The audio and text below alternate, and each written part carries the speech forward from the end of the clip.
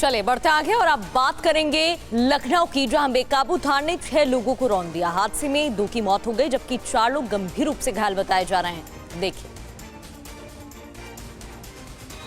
लखनऊ में देर रात तेज रफ्तार थार ने ई रिक्शा में टक्कर मार दी। टक्कर इतनी तेज थी कि ई रिक्शा में बैठी सवारियां सड़क पर इधर उधर जा गिरी। घायलों को तत्काल ट्रॉमा सेंटर में भर्ती कराया गया, जहां 2 युवक की मौत हो गई जबकि 4 लोग घायल हो गए हैं। लोगों को कुचलने के बाद थार चालक गाड़ी छोड़कर मौके से फरार हो गया। पुलिस ने कार को अपने कब्जे में ले लिया है। लोगों ने बताया कि थार का ड्राइवर नशे में था और वो तेज रफ्तार की गाड़ी चला रहा था। फिलहाल पुलिस मामले की जाँच में जुटी हुई है। फरार थार ड्राइवर को पकड़ने की कोशिश में जुटी हुई है।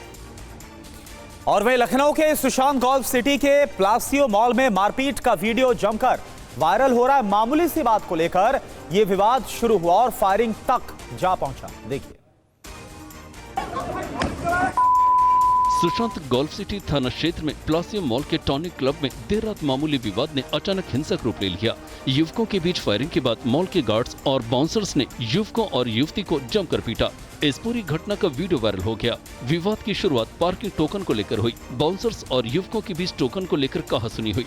देर रात होने के कारण बाउंसर्स ने युवकों को बाहर जाने को कहा। इसी बीच युवक ने लाइसेंसी पिस्टल से फायरिंग कर दी। फायरिंग की घटना मॉल में मौजूद अन्य ग्राहकों और सीसीटीवी कैमरों में कैद हो गई। और आई लव मोहम्मद लिखने पर एफआईआर के खिलाफ महिलाओं ने हंगामा कर दिया। विधान भवन के सामने जोरदार प्रदर्शन भी किया गया। क्या है पूरा मामला, इस रिपोर्ट में आपको दिखाते हैं।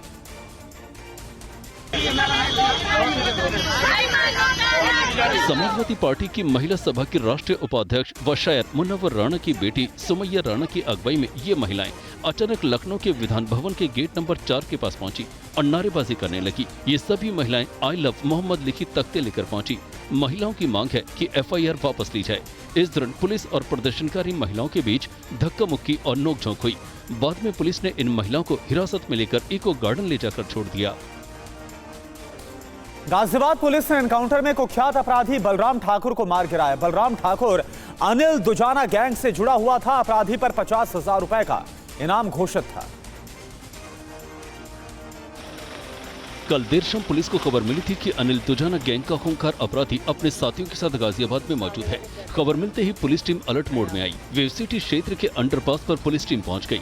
पुलिस को देखते ही बदमाशों ने गोलीबारी शुरू कर दी। पुलिस ने जवाबी कार्रवाई शुरू कर दी, जिसमें 50,000 का इनामी बदमाश बलराम ठाकुर ढेर हो गया। बलराम ठाकुर पर कई आपराधिक मामले दर्ज थे। वो अनिल दुजाना गैंग का सक्रिय सदस्य था। जिले में कारोबारियों से रंगदारी वसूल कर दहशत फैलाने का काम करता था। और मुठभेड़ में मारे गए बलराम ठाकुर को लेकर हमारे संवाददाता अंशुमान ने बातचीत की है स्पेशल सीपी से। इस दौरान क्या क्या हुआ था, क्या आरोप लगे थे और क्या कार्रवाई की गई है, इस खास रिपोर्ट में देखिए। कितना खतरनाक अपराधी था ये। देखिए, बहुत ही दुर्दांत अपराधी था। करीब 34 मुकदमे हैं और अभी मुकदमों की लिस्ट भी और निकाली जा रही है। कुछ मुकदमे और भी निकलेंगे। अनिल दुजाना गैंग का बहुत ही ड्रेडेड क्रिमिनल था ये और बुलंदशहर का रहने वाला था। आसपास के जनपदों में कई केसेस रंगदारी के इसके हैं, अन्य भी मामलों के हैं। इस जनपद में भी इसके द्वारा जब ये कार्रवाई शुरू की गई तो जब शिकायतें हमारे पास पहुंची तो हम लोगों ने उसमें कार्रवाई शुरू की और आज उसका एंड रिजल्ट आज आपको यहाँ देखने को मिला है। और वहीं झारखंड की बात की जाए तो झारखंड के चतरा में पुलिस ने एनकाउंटर में कुख्यात अपराधी उत्तम यादव को ढेर कर दिया। उत्तम यादव के खिलाफ कई आपराधिक मामले दर्ज थे। पुलिस और कारोबारियों के लिए चुनौती बने इस अपराधी को आखिरकार पुलिस ने ढेर कर दिया। झारखंड पुलिस ने चतरा के इस कुख्यात अपराधी उत्तम यादव को बगरा जबड़ा रोड पर हुए मुठभेड़ में मार गिराया। इसे पुलिस ने इनाम भी घोषित किया हुआ था। काफी दिनों से पुलिस के लिए सिरदर्द बना हुआ था। बता दें कि कुछ महीने पहले ही उत्तम यादव हाथ में AK-47 लेकर सोशल मीडिया पर हजारीबाग के कारोबारियों को खुलेआम धमकी दे रहा था। ये कह रहा था कि अगर कोई भी कारोबारी इसे रंगदारी दिए बगैर कारोबार करता है तो गोलियां चलेंगी। अब इसकी मौत के बाद कारोबारियों ने राहत की सांस ली है।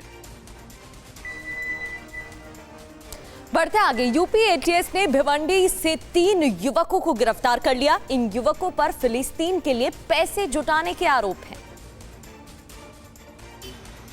महाराष्ट्र के भिवंडी से 3 युवकों को फिलिस्तीन के लिए पैसा जमा करने और ट्रांसफर करने के आरोप में गिरफ्तार किया है।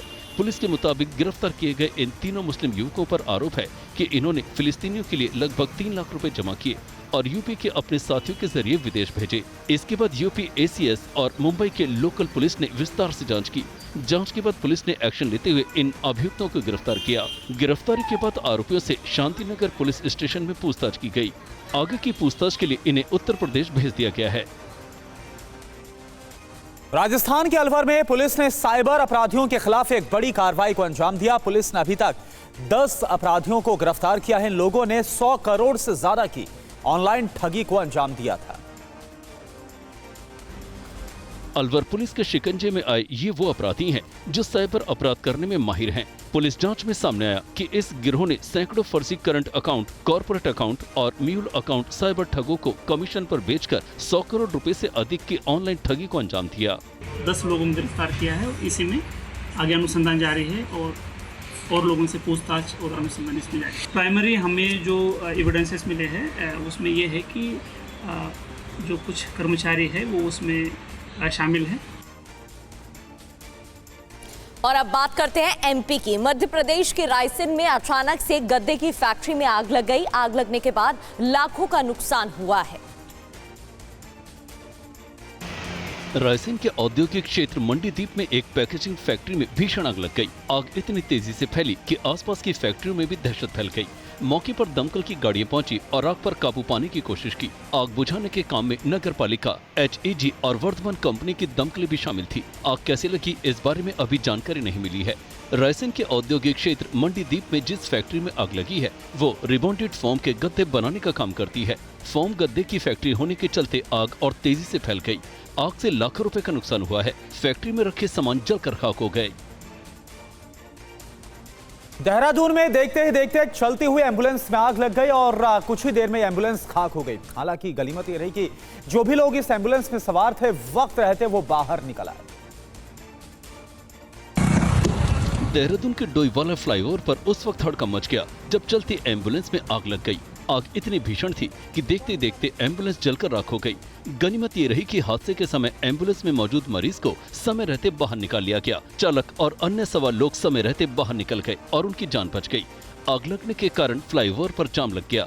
खबर मिलते ही मौके पर पुलिस पहुंची और हालात पर काबू पाया। आग लगने की वजह का फिलहाल पता नहीं चल पाया है। पुलिस जांच में जुटी है। बीच सड़क जलती एम्बुलेंस के लोगों ने वीडियो बनाकर सोशल मीडिया पर वायरल कर दिया। बढ़ते आगे और बात जम्मू कश्मीर की। जम्मू कश्मीर के अनंतनाग के कला इलाके में भीषण आग लग गई। काफी मशक्कत के बाद आग पर काबू पाया गया। आग की वजह से 2 घर पूरी तरह से जलकर खाक हो गए। अनंतनाग के केकला इलाके में उस समय अफरा तफरी मच गई जब इन दोनों में आग लग गई। आग की खबर मिलते ही अग्निशमन और आपातकालीन विभाग की टीम मौके पर पहुंची। भारतीय सेना की 3 राष्ट्रीय राइफल्स के जवानों ने आग में फंसे लोगों को निकाला। 3 राष्ट्रीय राइफल्स के जवानों की त्वरित कार्रवाई से न केवल आग बुझाने में मदद मिली बल्कि घर में रह रहे लोगों को सुरक्षित बाहर निकाला गया। ये भीषण आग शॉर्ट सर्किट की वजह से लगी। इस आग की वजह से 2 रिहायशी मकानों को भारी नुकसान पहुंचा। आग तेजी से फैलने के कारण स्थानीय निवासियों में दहशत फैल गई, लेकिन समय रहते इस पर काबू पा लिया गया। खबर कर्नाटक से। कर्नाटक के कलबुर्गी में भारी बारिश के बाद नदियां उफान पर है। भीमा नदी का जलस्तर काफी ज्यादा बढ़ गया है। देखिए आप,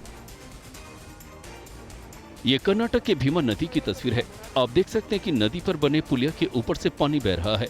तेज बहाव में बह रहे पानी के बाद से यहाँ यातायात ठप है। कई गांवों का संपर्क टूट गया है। तेज बहाव के चलते लोग सफर नहीं कर पा रहे हैं। कर्नाटक में भारी बारिश और महाराष्ट्र के बांधों से पानी छोड़े जाने के कारण भीमा नदी का जलस्तर बढ़ा है। पानी का जलस्तर बढ़ने से कलबुर्गी जैसे क्षेत्रों में बाढ़ जैसी स्थिति पैदा हो गई है। स्थानीय प्रशासन ने नदी के किनारे रहने वाले लोगों के लिए अलर्ट जारी किया है और आवश्यक कदम उठाए जा रहे हैं। जम्मू कश्मीर के हंदवाड़ा में पाकिस्तान ने सीजफायर का उल्लंघन किया। भारतीय सेना पाकिस्तान को मुंह तोड़ जवाब दे रही है। ऑपरेशन सिंदूर में भारत के हाथों पिटाई के बाद भी पाकिस्तान नहीं सुधर रहा है। पाकिस्तान ने जम्मू कश्मीर में सीमा पर सीजफायर का उल्लंघन किया है। पाकिस्तान की तरफ से भारतीय सेना की पोस्ट को निशाना बनाकर फायरिंग की गई। भारतीय सेना ने इसका मुंहतोड़ जवाब दिया। दोनों तरफ से करीब 1.5 घंटे तक गोलीबारी हुई। रुक रुक कर दोनों तरफ से गोलीबारी चलती रही। सेना की तरफ से अभी तक आधिकारिक बयान नहीं आया है। ऑपरेशन सिंदूर में तय हुआ था कि पाकिस्तान अब कभी भी सीजफायर का उल्लंघन नहीं करेगा। और वहीं अमेरिका की तरफ से एक बड़ा फैसला लिया गया है। अब H1B वीजा के लिए अमेरिका 88 लाख रुपए वसूलेगा। हालांकि यह क्लियर किया गया है अमेरिका की तरफ से कि यह सिर्फ जो नए एप्लीकेंट्स हैं यानी जो आवेदक हैं उनके लिए नियम लागू रहेगा। अमेरिका के राष्ट्रपति डोनाल्ड ट्रंप की हरी झंडी के बाद H1B वीजा शुल्क बढ़ाकर सालाना 1 लाख अमेरिकी डॉलर कर दिया गया है, जिसके बाद अब H1B वीजा के लिए लगभग 88 लाख रुपए की भारी भरकम फीस जमा करनी होगी। H1B वीजा एप्लीकेशन फीस बढ़ने की वजह से न केवल भारत के लोग, कई अमेरिकी कंपनियों के लिए विदेशी वर्कर्स को हायर करना महंगा हो जाएगा।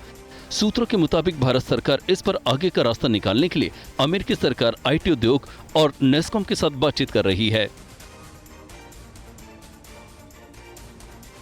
टैरिफ के बीच बीजेपी स्वदेशी अभियान को आगे बढ़ाने में जुटी हुई है। जेपी नड्डा ने सांसदों के साथ बैठक में लोगों को जागरूक करने के निर्देश भी दिए हैं। सांसदों नेताओं से जनता को GST के फायदे बताने के लिए कहा गया है।